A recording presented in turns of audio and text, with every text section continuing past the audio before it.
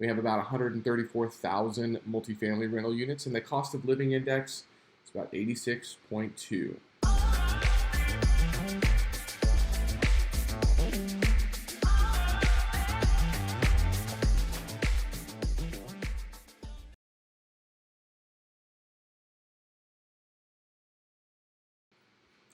Why is Kansas City such a good market to invest in?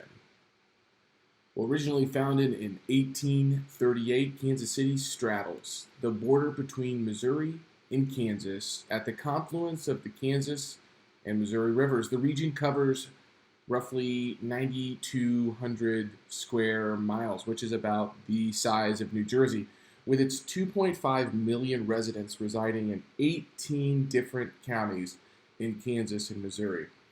We have a rich history of jazz music, its signature barbecue scene, as well as a thriving job market.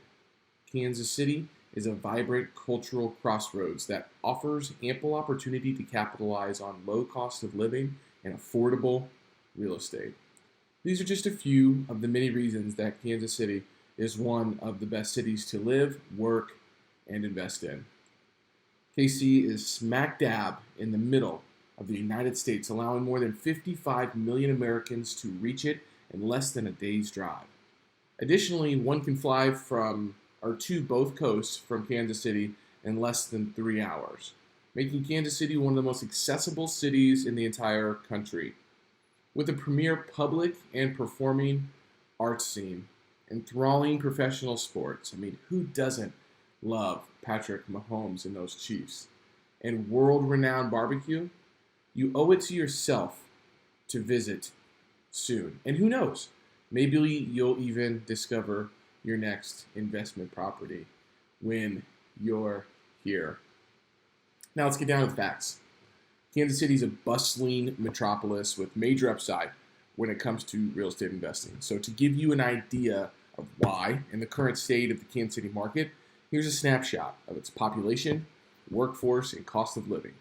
Population is 2.157 million folks. Population growth since 2010 is 6%, which beats the national average of 5%. Workforce with a bachelor's degree is 37%, which is 5 percentage points better than the national average at 32%. Our technology talent employment growth in the last 5 years is 26%, which is the sixth highest among the largest tech markets in the United States and in Canada. We have over 34.6 million square feet of industrial completions since 2012. We have about 134,000 multifamily rental units, and the cost of living index is about 86.2.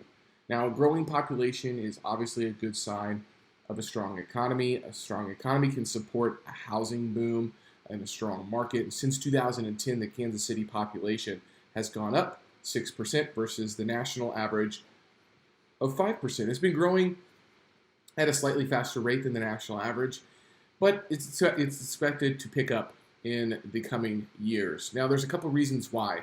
There's investor migration here, there's private equity migration here, there's job migration here, and there's companies. So there's business migration happening here and technology migration. And I have a different article that I can talk to about that. But one of the biggest factors contributing to Kansas City's market growth is our downtown revitalization over the past few years. There's been over $7.3 billion of public and private projects completed or under construction from 2000 to the Q4 of 2018.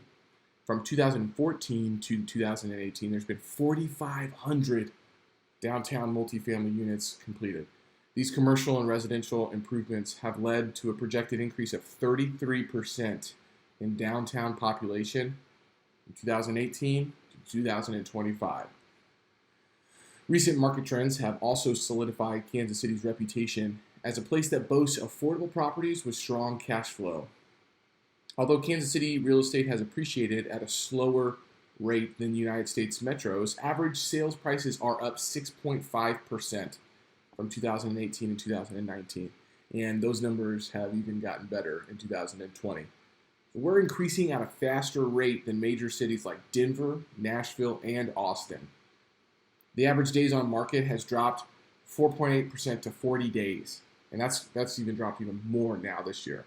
Mortgage rates that are at a 3-year low, maybe a 5-year low. Even as the market continues to stay hot and competition increases, there's definitely ample upside for the savvy investor.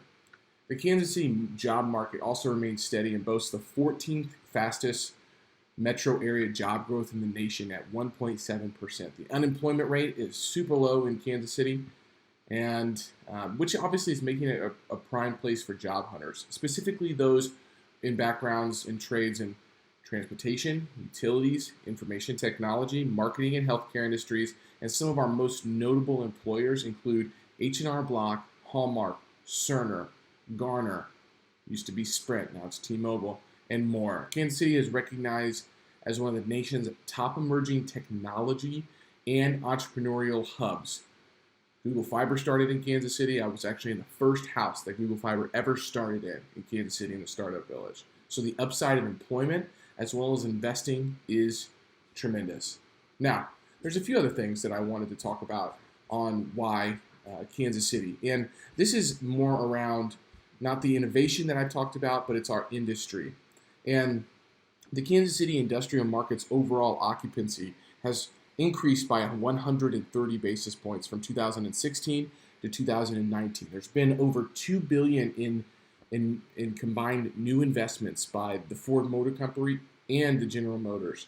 The Kansas City Intermodal Business Center is a 690-acre industrial park south of the airport, which is, we're getting a $5 billion renovation of our airport right now too, with 2.2 million square feet completed or under construction, with another 5.4 million square feet at full capacity.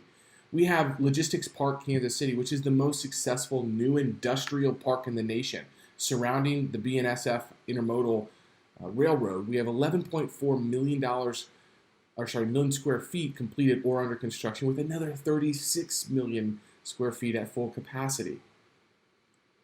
I can continue. At our I-49 Logistics Center, we have 1,300 acre industrial park with 2 million square feet completed and another 5 million square feet at full capacity. Cost of living index is really low. There's some great companies. But what I want to talk about is this intermodal business and our transportation infrastructure. We have one of the shortest commute times in the nation, averaging 23 minutes. We have, opened in 2016, we have the new downtown streetcar, which has now received, I think, around $45 million to expand to the Kansas City Country Club Plaza and the Berkeley Riverfront. It already spans 2.2 miles. We have more than $2 billion of new investments downtown.